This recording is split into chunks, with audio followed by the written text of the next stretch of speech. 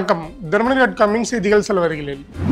ஆப்கானிஸ்தானின் குனார் மாகாணத்தில் ஏற்பட்ட பயங்கர நிலநடுக்கத்தால் திங்கட்கிழமை காலை 800க்கும் அதிகமானோர் பலியாகினர். மேலும் 2500க்கும் அதிகமானோர் மருத்துவமனையில் படுகாயங்களுடன் அனுமதிக்கப்பட்டு சிகிச்சை பெற்று வரும் நிலையில் பலி எண்ணிக்கை அதிகரிக்கும் என அஞ்சப்படுகிறது. பயங்கரவாதம் என்பது ஒட்டுமொத்த மனித குலத்துக்கும் விடுக்கப்பட்ட சவால் என்று ஷாங்காய் ஒத்துழைப்பு அமைப்பின் உச்சி மாநாட்டில் பிரதமர் நரேந்திர மோடி தெரிவித்தார். சீனாவில் நடைபெற்று வரும் இந்த மாநாட்டில் பஹல்காம் தாக்குதலுக்கு SCO தலைவர்கள் கண்டனம் தெரிவித்து தீர்மானம் நிறைவேற்றினர்.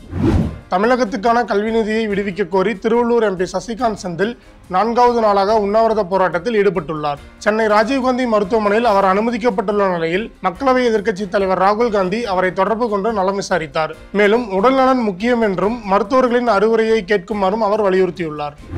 ஜெர்மனி பயணம் மேற்கொண்டுள்ள தமிழக முதல்வர் மு.க. ஸ்டாலின் கொலோன் பல்கலைக்கழகத்தில் உள்ள தமிழ் துறையின் நூலகத்தை பார்வையிட்டார். இது தொடர்பாக பதிவிட்டுள்ள முதல்வர், சென்னை மதுரையை தொடர்ந்து கோவை திருச்சியிலும் மாபெரும் நூலகங்களை அமைத்து வரும் நமது முயற்சிகளுக்கு நல்ல ஊக்கமாக இருந்தது என தெரிவித்துள்ளார்.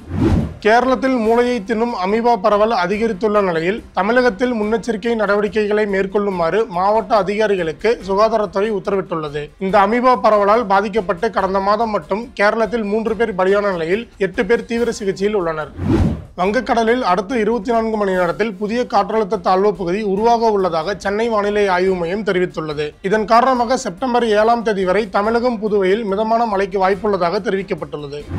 ICC மகளிர் ஒருநாள் உலகக்கோப்பைக்கான பரிசு தொகையை கடந்த முறையை விட 4 மடங்கு உயர்த்தி ரூபாய் 122 கோடியாக ICC அறிவித்துள்ளது. சாம்பியன் பட்டம் வெல்லும் அணிக்கு ரூபாய் 39 கோடியும், 2ஆம் இடம் பிடிக்கும் அணிக்கு ரூபாய் 19 கோடியும் பரிசு தொகை வழங்கப்பட உள்ளது.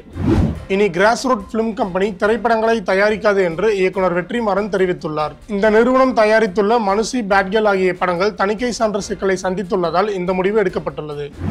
தினமணி.com செய்திகள் சில வரிகளில் நிறைவடைந்தது. மீண்டும் சந்திப்போம். வணக்கம்.